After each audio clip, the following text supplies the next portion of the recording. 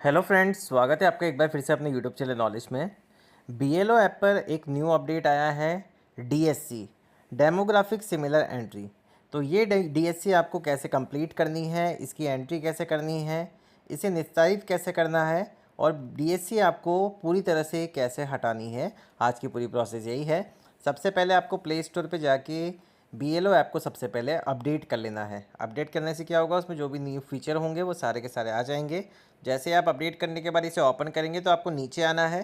तो आपको यहाँ पे एक ऑप्शन मिलेगा बीएलओ रजिस्टर के पास ही डीएससी का, इसी पे आपको क्लिक करना है। जैसे आप इस पर क्लिक करेंगे तो डीएससी आइडेंटिफाइड पे आपको सबसे पहले क्लिक करना है। इस पर हम क्लिक करेंगे। अब आप देखेंगे आपको यहाँ पे 3 ऑप्शन मिलते हैं। DSC with in part, DSC with in part में आप देखेंगे नो डाटा फाउंड आ रहा है। डीएससी अक्रॉस पार्ट में भी नो डाटा फाउंड आ रहा है। तो पहले हम समझ लेते हैं डीएससी विद इन पार्ट होता क्या है। आपकी एक ही भाग संख्या में एक से अधिक मतदाता जिनकी डेमोग्राफिक सिमिलर एंट्री जैसे नाम वगैरह फ़ोटो वगैरह कोई मैच हो रहा हो तो उसके अकॉर्डिंग डिटेल होना या उसका डुप्लीकेट मतदाता पहचान पत्र होना, तो आपको वो पहचान करनी है उसकी।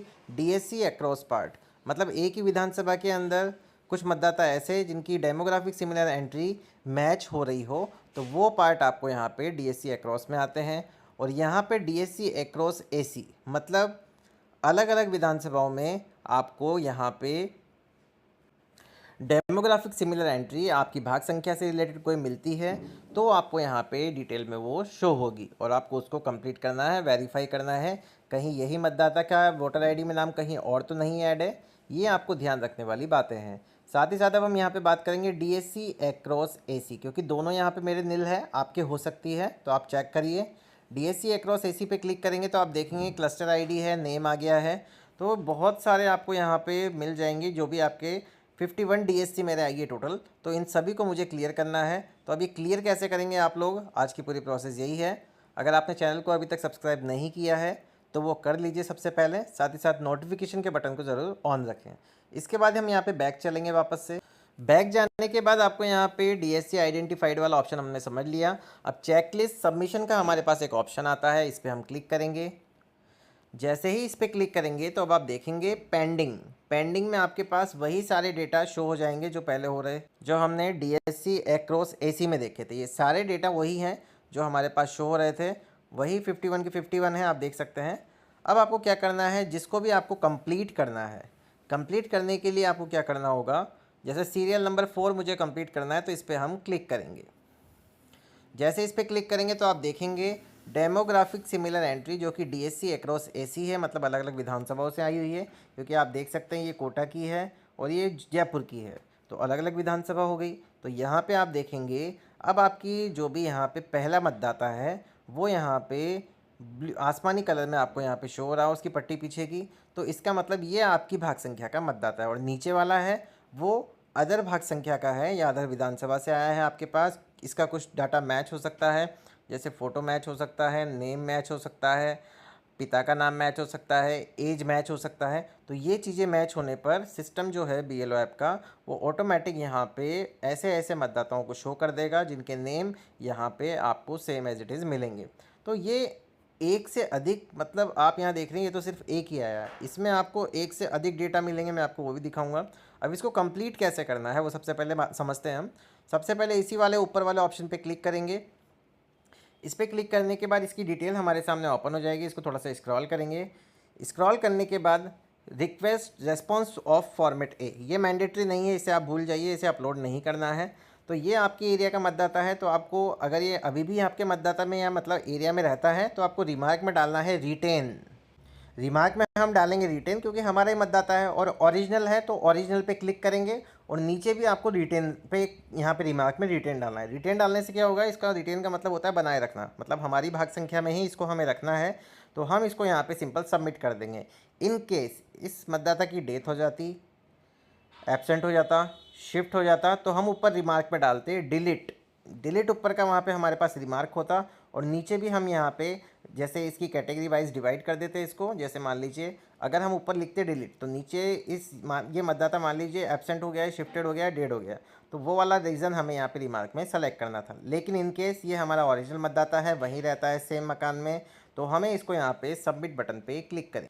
सबमिट बटन पे क्लिक करने के बाद डीएससी रिमार्क सक्सेसफुली सबमिटेड हो जाएगा, इसको ओके कर देंगे। अब हमने पहली वाली डीएससी तो कंप्लीट, अब आप दोबारा इस पर क्लिक करके देखेंगे तो आप देखेंगे ऑलरेडी सबमिटेड का आपके पास ऑप्शन आएगा, तो इसको ओके ही रहने देना है।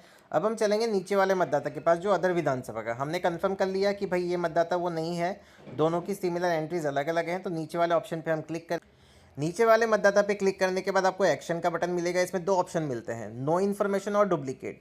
नो इन्फॉर्मेशन वाला ऑप्शन आपको तब यूज़ करना है कि आपको पता ही नहीं कि ये मतदाता कौन है, और अगर आपको लगता है कि इसकी डेमोग्राफिक सिमिलर एंट्री सेम है एंड यहाँ पे इसका फ़ोटो मैच हो रहा है, नेम मैच हो रहा है, ये मेल, पिता का नाम, जो भी डिटेल्स है वो मैच हो रही है, तो आपको यहाँ पे डुप्लीकेट वाला ऑप्शन करना होगा क्लिक, और उसका रिमार्क आपको यहाँ पे डालना होगा कि ये मतदाता डुप्लीकेट है।